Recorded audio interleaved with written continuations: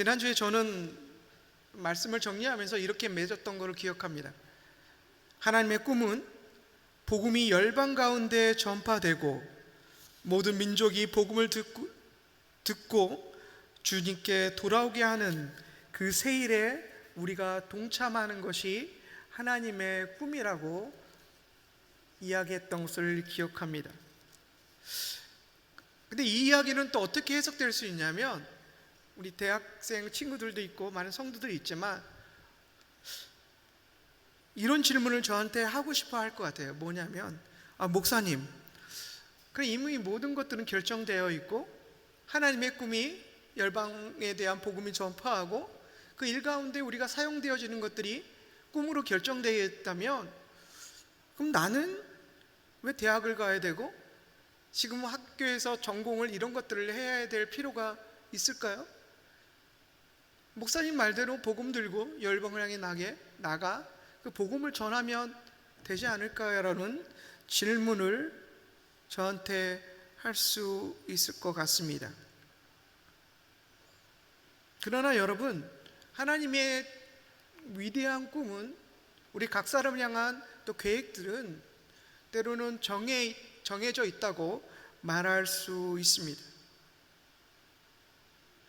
그러나 하나님께서는 그 꿈을 혼자 이루기를 원치 않으십니다. 여러분 생각해 보세요. 하나님이 혼자 제가 말씀드렸던 그 하나님의 꿈을 하나님의 말씀을 통해 이룰 수 없겠습니까? 그 말 한마디 가운데 하나님께서 천지창조를 그 말씀으로 지으신 그 분이 열방의 모든 사람들은 예수 그리스도의 복음을 믿을지어다라고 선포하셨다면, 그 열방의 어떤 민족도 그 말씀을 받아들이지 않을 수 있겠습니까? 그러나 하나님께서는 우리를 창조하셨고 그 위대한 그 꿈을 우리와 더불어 함께 이루어가기를 원하신다는 것이죠. 그래서 제가 사랑하는 그 하나님을 저는 이렇게 표현합니다. 와, 역시 우리 하나님은 굉장히 인격적이다는 느낄 때가 많아요. 여러분 어떻게 생각하시겠습니까? 하나님의 그 거대한 꿈을, 하나님을 우리와 함께 이루어가기를 원하십니다. 혹시 여러분들 이 단어, 혹시 러닝 파트너라는 단어를 혹시 들어보셨나요? 러닝 파트너를 그냥 말 그대로요, 달릴 때 같이 뛰는 사람을 보통 러닝 파트너라고 이야기합니다. 그래서 자료를 수집해 보다가 그럼 러닝 파트너가 왜 좋을까라고 한번 이렇게 인터넷에 자료를 찾다 보니까 이런 게 있더라고요. 러닝 파트너가 있으면 좋은 점 5개 이렇게 나와 있어요. 첫 번째가 뭐였냐면, 옆에 같이 뛰는 사람이 있으면 어떤 것이 좋은가? 5개면 피로에서 벗어나는데 도움이 된다. 이해하시죠? 여러분 혹시 혼자 뛸 때랑 같이 뛸 때랑 기억나세요? 혼자 뛸 때는 1m밖에 안 뛰었는데 10m 같고 10m 뛰었는데 100m 같고 그런 느낌이 들지만, 정말 누군가 함께 친구와 사랑하는 그 누구와 가족과 함께 뛸 때, 목적지를 향해 결승점을 향해 뛰어갈 때 어느 순간에 그런 지루함이나 그런 감 없이 그냥 순간에 결승점에 들어가는 것을 발견합니다. 그 말대로 피로가, 누군가가 옆에 같이 뛰어주면 피로가 덜하다라는 것이죠.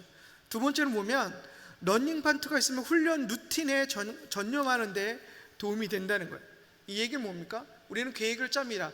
2022년 신년이 되면 아침 8시에 일어나서 8시 반까지 조깅을 하고 8시 반에 밥을 먹고 8시 30분부터 40분까지 짐을 정리해서 책을 정리해서 학교에 가는 거, 다 우리는 기본적으로 세우는 루틴이죠.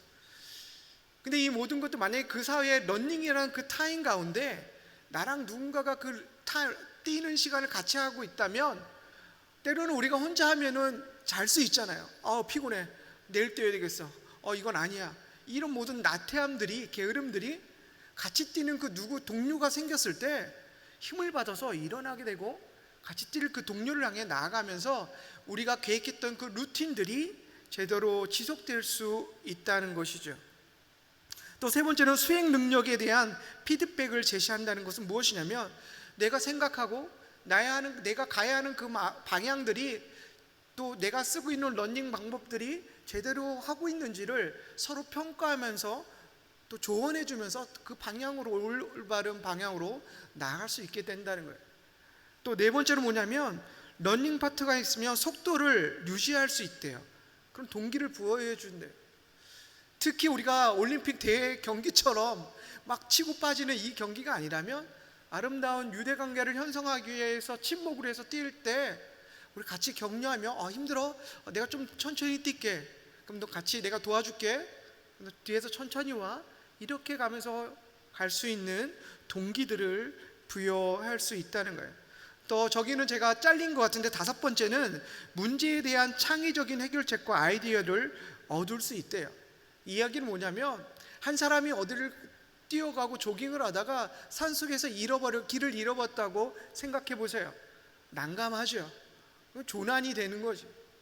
하지만 때로는 우리가 같이 걷다가 뛰다가 어려움에 닥쳐 있을 때 서로의 머리를 맞대면서 서로의 아이디어를 짜낼 때 가장 좋은 방법을 발견할 수 있게 된다는 거예요. 사랑하는 성도 여러분, 여러분에게는 이렇게 할 러닝 파트너가 있으십니까? 여러분, 어떤 주변에 오늘 담임 목사님 설교할 때 그 단어가 아직도 저는 기억이 납니다. 우리는 혼자 설 수 없습니다. 혼자 예배하고 할 수 있지만 믿음으로 혼자 살아가면서 지켜나가기는 힘들다는 것이죠. 제가 보여드렸던 영화 혹시 기억나십니까? 콜로세움에서 사자밥이 되는 그 순교의 순간에도 찬양을 하며 담당히 그 순교를 받아들였던 그들이 그 순교를 감당할 수 있는 이유 중에 하나님의 천국의 소망도 있고 예수 그리스도의 복음의 소망도 있었지만, 그 옆에서 자신과 함께 죽어갈 수 있는 그 믿음의 동력자, 영적인 파트너가 그들 안에 있었기에 그들은 견딜 수 있었다는 것입니다. 그 믿음의 경주는 혼자 할 수 없습니다. 함께 하는 사람이 반드시 필요하다는 것이죠.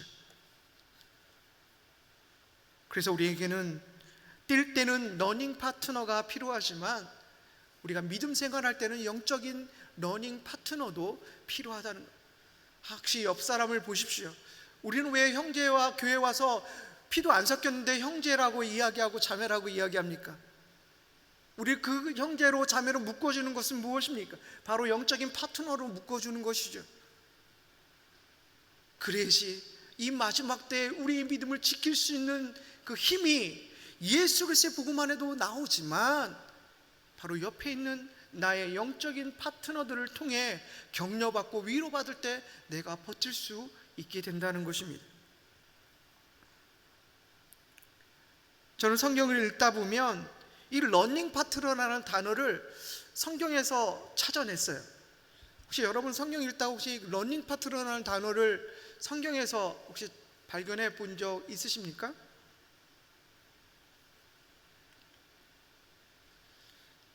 저는 이 세 곳에서 찾았습니다. 제가 말하는 그 러닝 파트너라는 개념을 저는 어떤 단어와 일치시켰냐면, 함께라는 단어로 일치시켰어요. 예레미야서 1장 8절, 그들이 두려워하지 말라, 내가 너와 함께 너를 구할 것이다, 여호와의 말이다, 함께해. 마태복음 28장 20절, 내가 너에게 명령한 모든 것들을 그들에게 가르쳐 지키게 하라. 보라, 내가 세상이 끝날 때까지 너희와 함께 항상 함께 있을 것이다. 출애굽기 4장 15절, 미련하다고 난 혀는 어눌하다고 말한 모세를 향해 하나님께서는 너는 그에게 말해 그의 입에 말을 넣어 주어라. 내가 내 입과 함께 할 것이며 그의 입에도 함께해 너희가 할 일을 가르쳐 줄 것이다. 아멘. 함께라는 단어를 속에 러닝 파트, 믿음의 영적인 러닝 파트너라는 단어를 한번 삽입해 보십시오. 사랑하는 성도 여러분, 하나님은 우리의 믿음의 러닝 파트너가 되시기를 이미 결정하셨다는 거예요. 그래서 때로는 우리 삶 가운데 주어졌던 수많은 어려움과 장애물을 울면서 넘을 수밖에 없는 그런 하나님의 자녀된 자가 우리라는 사실을 여러분 기억하셨으면 좋겠습니다. 우리를 향해 하나님은 최고의 꿈꾸는 자의 용기를 주는 단어가 바로 함께라는 단어를 기억하십시오. 제가 앞 설교 시작할 때 말씀드리는 것도 한 부분입니다. 그렇다면 하나님의 그 꿈을 하나님의 그 능력으로 한 번에 한순간에 이루실 수 있지만 하나님은 우리와 더불어 함께 그 꿈을 이뤄가기를 원하신다는 거예요. 그래서 이 거대한 하나님 꿈, 그래서 우리 안에 갖고 있는 재능, 전공, 직업, 자격증, 기술을 통해 하나님을 이루길 원하셨던 그 꿈을 함께 이뤄가기를 원하신다는 거예요. 그래서 우리는 대학을 다녀야 되고 또 우리는 기술을 배워야 되고 우리는 자격증을 따야 되는 이유가 거기 있는 거예요. 세상 사람들의 생각과 정체성이 다른 점이 바로 그거예요. 우리가 돈 잘 벌고 세상의 명예를 얻기 원하는 그 세상적인 꿈과 하나님의 꿈은 거기서 갈라진다는 것입니다. 우리의 꿈은 우리의 재능과 우리 재능으로 벌었던 그 재정을 통해 하나님의 꿈을 이루어가는데 돕는 것이죠. 그래서 하나하나씩 여러분 건물 세울 때 필요하다는 거 비계라는 거 말씀드렸습니다. 하나하나씩 덧붙여 나가는 것이죠. 사랑하는 성도 여러분, 이 안에 있는 많은 분들이 재능이 있으시잖아요. 또 그 재능으로 돈을 벌고 계시잖아요. 근데 우리의 목적은 그 돈이 아니잖아요. 여러분 너무 잘 아시죠? 그걸 통해 하나님의 나라가 확장되어져 나가는 곳에 사용되어지는 것이 하나님의 꿈이고 그로 인해 우리 안에 있는 그 재능들을 사용하기 원하신다는 것이죠. 그래서 우리는 하나님의 도구라는 사실을 여러분 기억하시기를 소망합니다. 하나님의 도구임을 가장 강력하게 이야기했던 사람이 바로 에스더입니다. 에스더 4장 14절에 이렇게 이야기하고 있습니다. 내가 만약 이번에 침묵한다면 다른 어디에서든 유다 사람들은 안녕과 구원을 얻을 것이다. 그러나 너와 내 아버지의 집안은 망할 것이다. 하지만 내가 이때를 위해 왕비의 자리에 오르게 됐는지는 누가 알겠느냐. 페르시아 왕의 왕비가 되었던 에스더, 그러나 아하수에로 왕, 페르시아 왕의 그 강한 권력 아래 자신의 뜻을 펼치 못하고 오히려 두려움을 갖고 있던 그를 향해 모르드게가 이야기했던 거예요. 에스더야, 두려워하지 마라. 너를 왜 하나님께서 왕비가 된지 알아? 너로 인해 유대가, 이스라엘이 구원받기 위해 하나님이 너를 사용하시기 위해 왕비 위치에 너를 세운 것을 기억해야 돼. 너는 하나님의 거룩한 구원의 도구야 라고 말하고 있다는 것입니다. 사랑하는 여러분, 우리는 하나님의 거룩한 도구입니다. 우리 안에 있는 수많은 재능들, 우리가 했던 그 공부들, 지식과 경험들 다시 한번 하나님께 내어드리고 그 모든 것들이 하나님의 도구 되기를 결정하는 여러분 되었으면 좋겠습니다. 하나님께 여러분의 재능과 재정과 모든 상황들 내어드리는 그 결단하는 가운데 하나님이 우리에게 취하시는 것은 무엇입니까? 그래, 나 또한 너의 러닝메이트가 될게 라고 말씀하신다는 것입니다. 이런 하나님의 도구와 하나님의 꿈을 함께 이루어가는 러닝메이트가 해야 할 일들이 있어요. 그걸 잠깐 같이 살펴보겠습니다. 혹시 여러분 뭐가 보이시나요? 네. 뭐 넌센스 퀴즈는 아니에요. 이거 이상한 거 찾지 마시고, 네. 혹시 이 맨 위에 뭐가 이렇게 뾰족하게 나온 거 보이시나요? 이게 제가 네팔에 갔을 때 비행기 위에서 찍은 에베레스트 산을 그 사람들이 에베레스트 산이라 해서 제가 찍은 거예요. 비행기 위에서 찍은 거죠.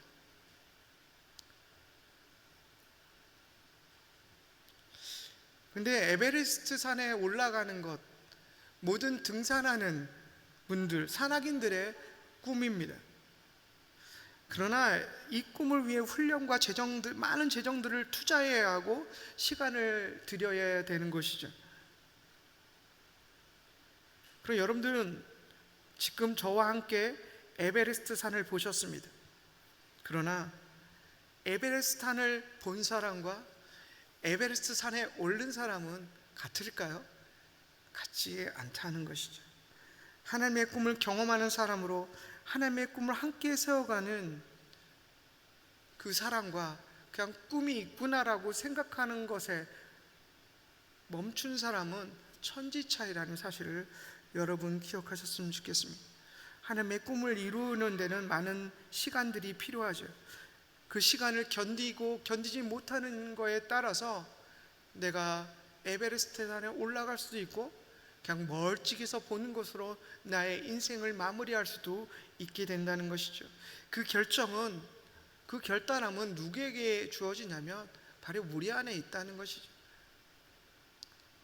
우리가 하나님과 함께 걸으며 하나님이 원하셨던 하나님의 꿈을 함께 하기를 결정할 때 우리는 우리 앞에 닥쳐오는 수많은 어려움마저도 감당할 것을 결정하고 알아야 된다는 것이죠.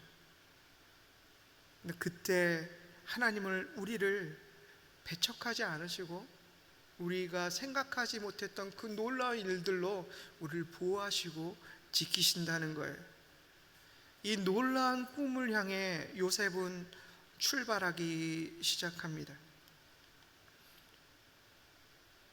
그 구절이 창세기 37장 15절에서 17절에까지 쭉 나와 있습니다. 우리 15절에서 16절, 17절만 같이 한번 읽어볼까요? 시작. 요셉이 들판에서 이리저리 헤매는 것을 보고 어떤 사람을 물었습니다.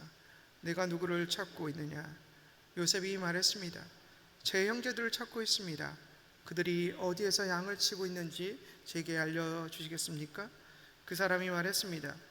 그들은 여기를 떠났다. 내가 들으니 그들이 도단으로 가자고 하더구나.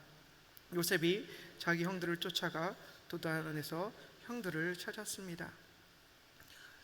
여러분 지금 함께 읽었던 구절들을 통해서 여러분 어떤 걸 느끼셨습니까? 특히 3절을 저는 강조하고 싶습니다. 37장 3절. 이스라엘이 요셉에게 말했습니다. 내 형제들이 세겜 근처에서 양떼를 먹이고 있지 않느냐? 내가 너를 형들에게 보내야겠다. 요셉이 대답했습니다. 알겠습니다. 그 다음에 우리가 함께 읽었던 이 본문이 뒤로 쫙 펼쳐지면서 놀라운 일들이 시작되어지죠. 우리가 함께 읽었던 본문에는 지명이 나오죠. 헤브론이 나오고 세겜이 나오고 또 도단이 나옵니다. 근데 여러분 우리가 그냥 문자적으로 이렇게 들었을 땐 이 지역들이 어떻게 느껴지십니까? 요셉이 가까운데 아버지 심부름으로 갔겠구나 생각이 드시죠. 근데 이거를 제가 한번 찾아보니까 한번 거리를 찾아봤어요. 이 헤브론에서 세겜까지 보니까 77km예요. 그리고 이 세겜에서 세겜에 있는 줄 딱 갔는데 있었습니까? 형제들이 없었어요. 도단에 갔어요. 그 세겜에서 도단까지 짜져보니까 29km예요. 토탈 몇 킬로입니까? 산수를 해보면 106km를 간 거예요. KTX 타고 갔습니까? 비행기 타고 갔습니까? 쫄래 그 맡긴 짐을 들고 그냥 106km를 간 거예요.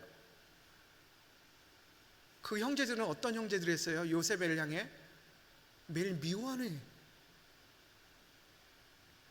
질투와 미워와 어떻게 하면 저 친구를 없앨까라고 생각했던 사람들을 향해 106km를 야곱의 명령과 그걸 부탁을 받고 순종함으로 나아갔다는 거예요. 근데 저는 이 구절을 읽으면서 너무 슬펐어요. 아버지와 마지막 타이밍이잖아요.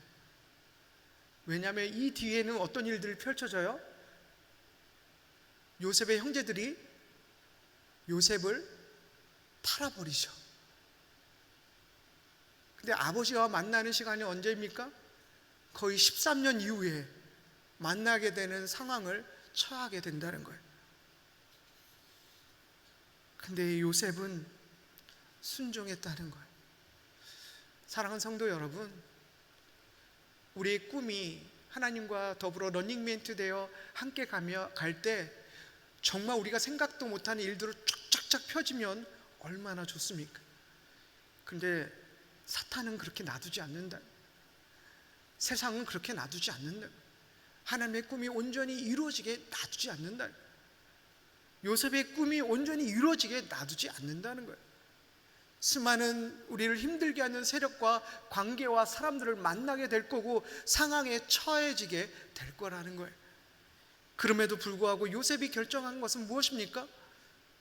자기를 미워하는 형을 향해 106km를 순종함으로 나아갈 것을 결정했다는 것이죠. 사랑하는 여러분, 하나님의 꿈 거창하고 아름답습니다. 그러나 어려움이 도사리고 있는 곳이죠. 언제 또 우리가 닥칠지, 우리를 덮칠지 못하는 수많은 어려움들이 이미 제가 확신하는 것은 존재한다는 거예요. 근데 우리가 이 시간 함께 결정해야 될 것은 뭔지 아세요? 우리는 106km로 가기를 결정해야 된다는 거예요. 꿈을 향해 나아가기를 결정할 때, 순종할 때 어려움도 도사리지만 우리를 향한 하나님의 그 거룩한 꿈은 시동 걸리기 시작한다는 거예요.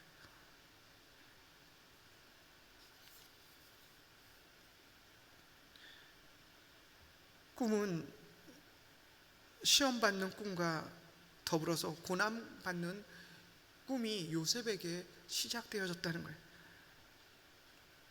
창세기 37장 18절 제가 말씀드렸죠. 형들은 요셉이 멀리서 오는 것을 멀리서 보는 것만 해요. 와, 우리 사랑하는 친구 동생이 106km라는 거리를 와서 아버지 심부름을 해줬어. 와, 고맙다, 이거였습니까? 18절에서 이야기하는 것은 무엇입니까?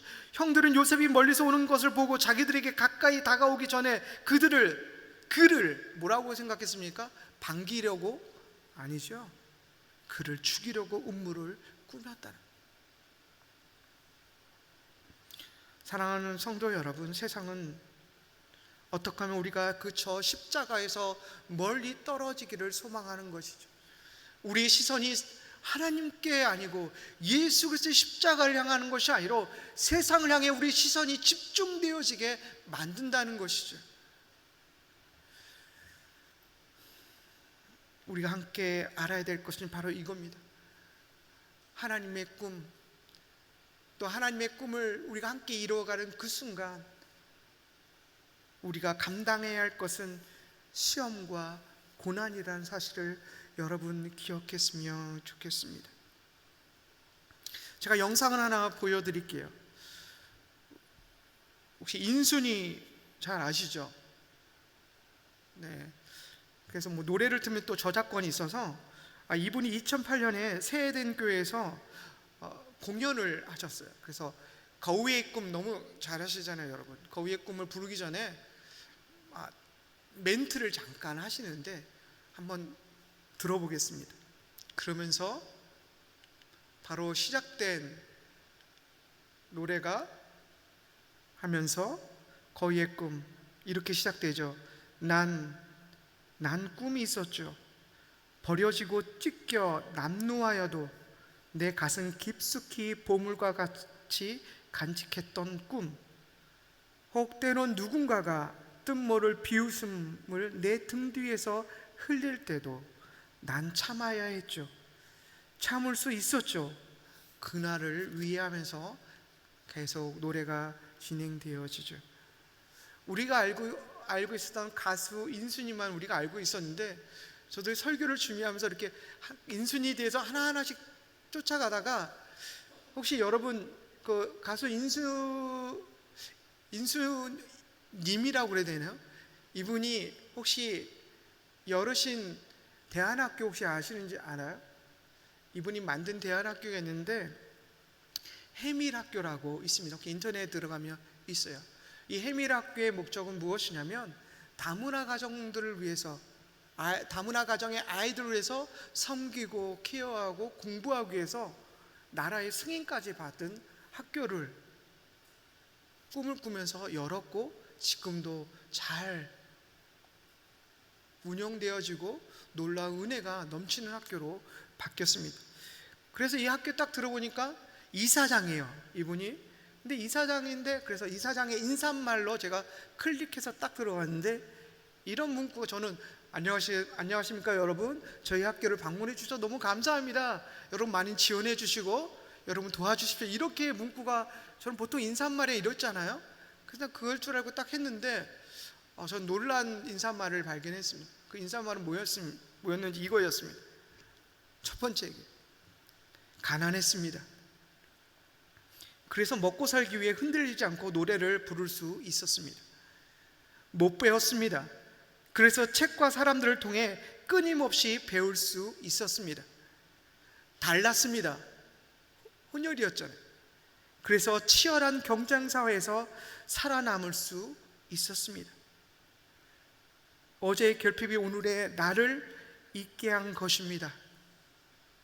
제가 대한민국에서 겪었던 어려움, 외로움, 고통뿐만 아니라 사랑, 격려, 위로를 저와 같이 다문화 아이들에게 알려주고 싶었습니다.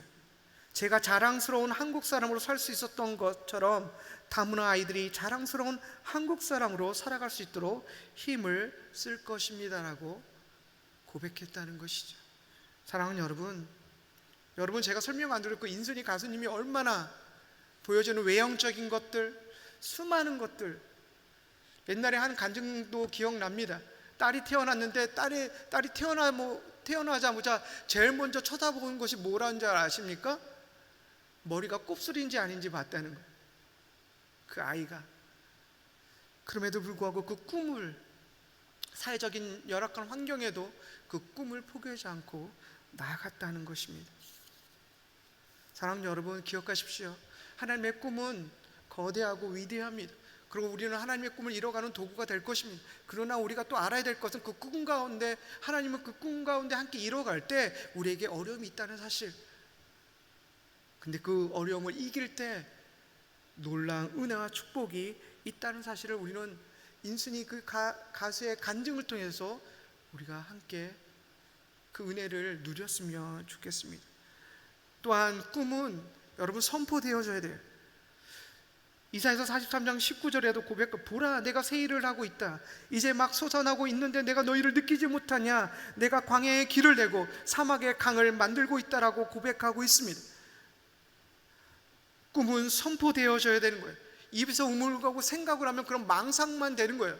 일장춘몽이 되는 거예요. 그렇게 되지 않을 때는 선포해야 된다고 말하고 있는 거죠. 그것을 가장 적실하게, 확실하게 이야기한 사람이 바로 이사야 선지자라는 것이죠. 보이지 않는 그 상황에서 이스라엘 백성이 억눌린 포로 생활에 있는 그 상황에 그들 향해 너희는 자유를 얻을 것이라고 선포했다는 거예요. 꿈은 선포되어지는 것입니다. 사랑하는 여러분, 꿈은 선포되어야 되는 것입니다. 여러분, 혹시 여러분 친구가 혹시 거대한 꿈을 이야기할 때 혹시 이런 사람 많잖아요. 에이, 그거 혹시 개 꿈 아니야?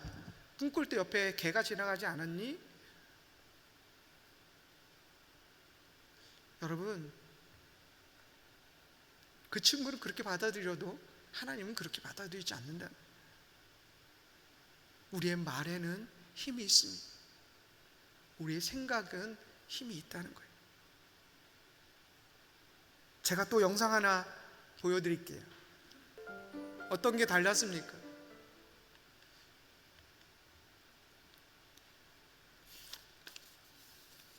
처음에는 이렇게, 저는 눈이 안 보여요, 도와주세요. 근데 사람들이 그래 안 보여? 하고 그냥 무심결을 전화가죠. 그래서 한 여자분이 오면서 그 문구를, 멘트를 바꾸죠. 뭐라고 바꿉니까? 아, 오늘 정말 아름다운 날이네요. 와우, 아름다워요. 그러나 저는 그것을 볼 수 없어요라고 멘트를 바꿨다. 그 멘트를 바꾸는 순간 이 사람을 동정하게 되고, 이 사람을 다시 한번 그 동정을 넘어 사랑으로 대하기 시작하면서 자신에 있는 것들을 그냥 편안하게 내어주는 상황이 역전되어지는 것들을 볼 수 있다는 것입니다. 사랑하는 여러분, 어쩌면 우리의 모습일 수 있습니다. 어쩌면 저의 모습일 수도 있습니다. 하나님, 저는 연약합니다. 저의 혀는 어눌합니다. 그래서 저는 꿈조차 꿀 수 없는 사람이 나입니다라고 고백하는 것이 첫 번째 모습의 저라면, 우리는 이제 이렇게 바꿔보면 어떨까요? 하나님, 저를 향한 하나님의 놀라운 계획과 꿈이 있음을 저는 믿습니다. 그러나 하나님의 그 계획을 감당하기에 저는 연약합니다. 저의 혀는 어눌합니다. 그러나 그 꿈을 하나님과 함께 이루고 싶습니다. 여러분, 우리의 고백을 함께 바꿨으면 좋겠습니다. 하나님의 그 은혜는 우리가 생각한 것 이상인 것을 여러분 기억하셨으면 좋겠습니다. 우리를 향한 하나님의 꿈을 우리는 선포해야 되고, 우리가 선포할 때 하나님이 우리를 움직이시고 상황을 움직이신다는 사실을 여러분 기억했으면 좋겠습니다. 여러분, 연약함으로 좌절하지 마십시오. 과거의 연약함으로, 현재의 연약함으로, 미래에 보이지 않는 그 연약함으로 좌절하지 마십시오. 그 좌절함을 사용하시기를 원하시는 게 하나님의 마음이고, 우리의 연약함 자체도 사용하기를 이미 결정하신 분이 하나님의 사실임을 여러분 기억합니다. 세상의 러닝메이트는 우리를 버릴 수 있습니다. 러닝 파트너는 우리를 버릴 수 있지만 우리의 러닝 파트너 된 하나님, 우리를 버릴 수가 없습니다. 그것이 저희가 믿는 사실입니다. 그렇지만 우리의 선포의 기준이 있어요. 그 선포는 뭐를 기준해서 선포되어야 되는 거예요? 그것이 바로 예수 그리스도의 이름으로 선포되어져야 된다는 것이죠. 사도행전 3장 6절, 베드로가 은과 금은 내게 없으나 내게 있는 것을 당신에게 주겠소. 나사렛 예수 그리스도의 이름으로 일어나 걸으시오라고 말하고라고 말하고 있습니다. 여러분, 나사렛 예수 그리스도의 이름, 그 이름이 그 선포를 열매 맺게 했다는 것이죠. 우리에겐 꿈이 있고, 어쩌면 우리가 이 시간 끝나고 집에 가서 나의 책상 머리 위에 나의 꿈을 쓸 수도 있습니다. 우리가 선포로, 글로, 입으로, 아니면 페이퍼로, 컴퓨터로 다양한 모습으로 우리는 우리의 꿈을 선포하게 될 것입니다. 그러나 그 선포의 중앙에, 그 선포의 중심에는 예수 그리스도의 이름이 있음을 여러분 기억하셨으면 좋겠습니다. 그 예수 그리스도의 이름으로 선포될 때 악한 영들이 떠나가며 38년 된 병자가 낫게 되며 눈먼 자가 눈을 뜨는 기적이 일어나게 된다는 것이죠. 예수의 이름에 능력에 힘이 있습니다. 예수 그리스도의 이름으로 선포한다는 것은 선포하는 이의 현재 상태를 뛰어넘는 것입니다. 신앙의 정도, 믿음의 고저장단, 생활 습관 등 어떤 조건도 예수 그리스도의 이름보다 앞설 수 없습니다. 다른 말로 무엇입니까? 예수 그리스도의 이름으로 선포된 그 모든 것들은 우리 안에 갖고 있는 그 연약함마저도 깨트려 버리고, 우리를 묶고 있는 악한 영으로부터 우리를 죄어드는 억압하려는 모든 세력들을 끊어버리는 이름이 바로 예수 그리스도의 이름의 선포로 이루어질 수 있다는 것이죠. 자유함을 얻을 수 있게 된다는 것이죠. 그로 인해 우리가 선포했던 그 꿈이 예수 그리스도의 이름에 힘을 덧입어 이루어져 나가기 시작한다는 것입니다.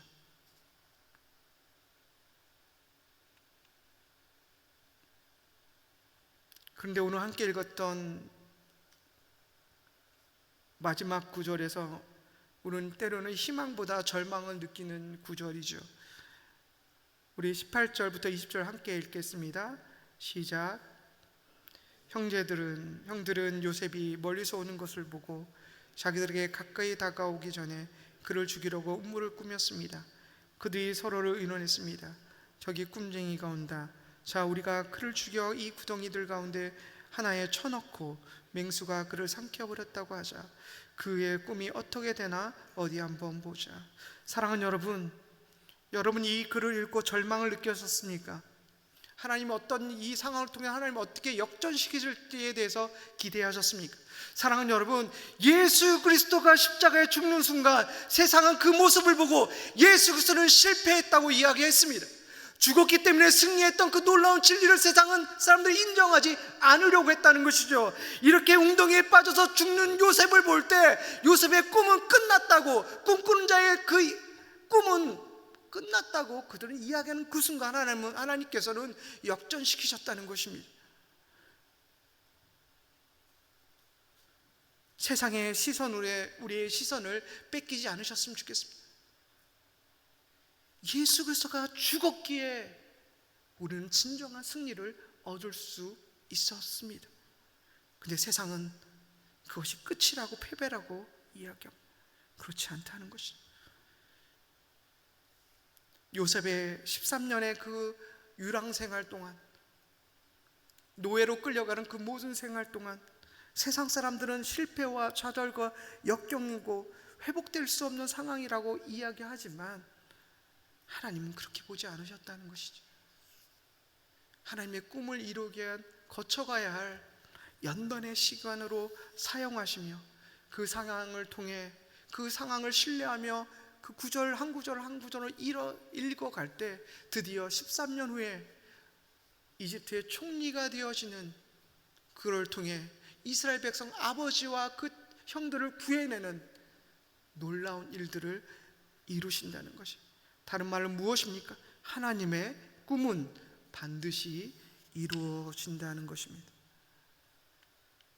우리가 선포할 때 예수 그리스도의 이름으로 선포하는 것처럼 우리는 그렇다면 꿈은 어떻게 꾸어야 됩니까? 창세기 37장 3절, 이스라엘이 늙음하게 요셉을 얻었기에 다른 아들들보다 그를 더 사랑했습니다. 그래서 그에게 귀한 옷을 지어 입혔습니다. 야곱이 요셉에게 귀한 옷을 입혔다는 거예요. 여러분 기억하십시오.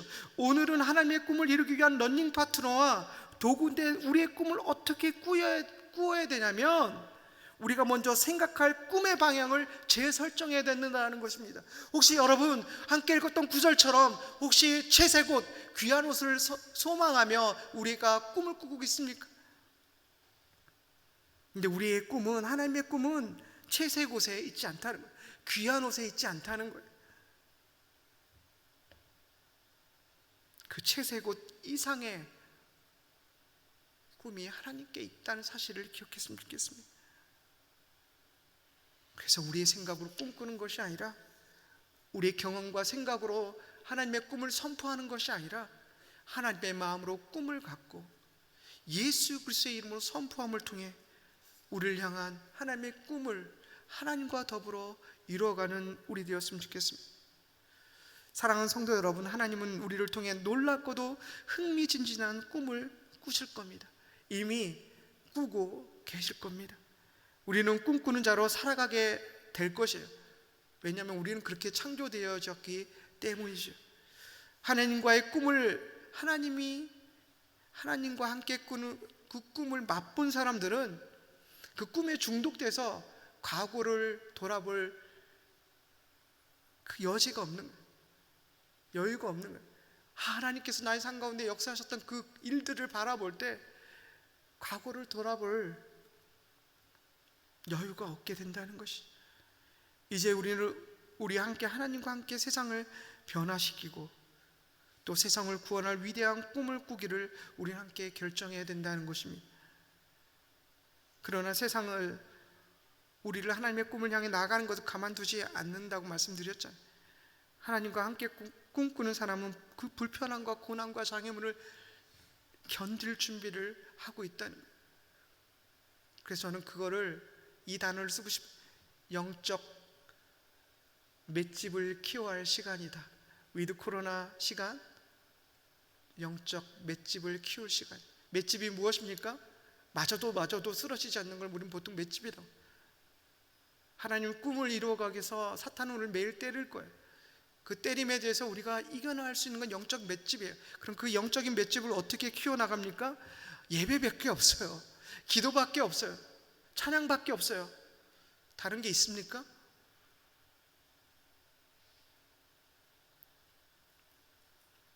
사랑하는 성도 여러분, 더불어 우리가 영적인 맷집을 키워가기를 결정했다면 여호수아서 24장 15절에 대해서 우리가 이 시간 함께 결단했으면 좋겠습니다.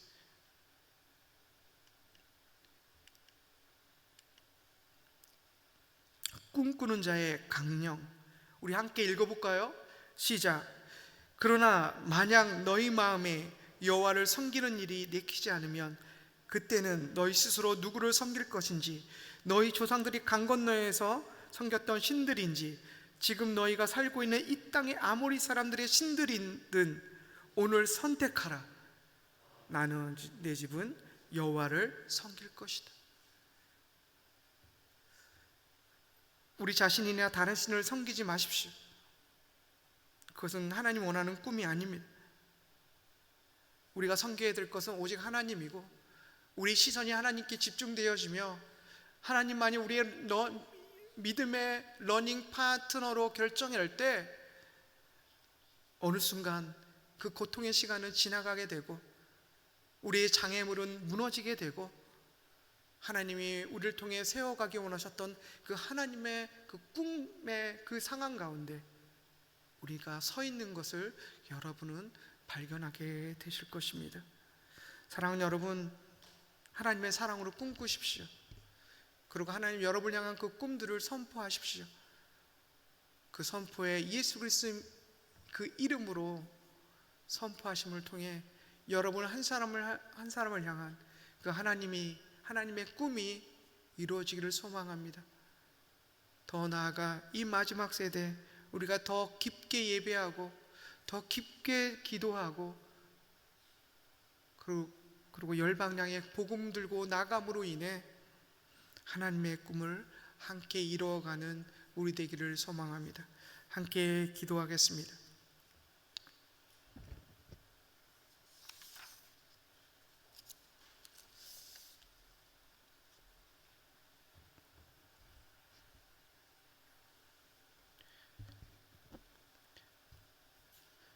우리가 지금 함께 기도하는 것, 하나님의 꿈을 이루는 하나님의 도구가 되게 도와주십시오. 내가 날마다 나에게 닥쳐오는 나의 연약함과 고통과 어려움을 그것에 집중하는 자가 아니라 나를 향한 하나님의 꿈을 소망하며 믿으며 나아가는 자 되게 도와주십시오. 그래서 하나님의 꿈을 하나님과 함께 이루어가는 하나님의 영적인 파트너가 되어지게 도와주십시오. 그리고 그 모든 상황 속에서 하나님을 선택하는 우리 되게 도와주십시오. 함께 기도하겠습니다.